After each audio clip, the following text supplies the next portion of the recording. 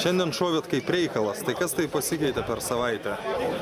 Na, pirmiausia, kaip ir sakiau, su Onyxas truputėlį tokia komanda, kuri žaidžia atviriau ir mums labiau palankesnė. Tai pasitvirtino, nors iš tikrųjų labai ruošiamės. Rungtynės turbūt svarbiausios atkrintamajame etape, nes šitų 3 taškų reikėjo kaip oro. Dabar jau būtų truputėlį lengviau žiūrėsime į ateitį ir jau galima kalbėti apie išėjimą. O svarbiausia, pastatėm žaidimą pradžioj ant to, kad reikėjo įmušti įvartį pasiekėm ir tada pradėjom gintis ir laukti kontratakų. O kadangi abi komandos apylygės, aišku, turbūt padarėm po lygiai, bet tiesiog vieniems sekėsi daugiau, kitiems mažiau. Šiandien gerai sužaidė vartininkas, atrėmė tikrai keletą tokių smūgių, kur galėjo rezultatas visiškai pasikeisti.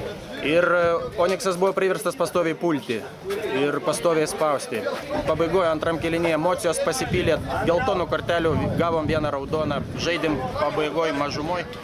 Labai įdomios, emocingos rungtynės, bet svarbiausia pergalė, kurią mes tikrai labai prieš rungtynės planavom, stengiamės. Ačiū.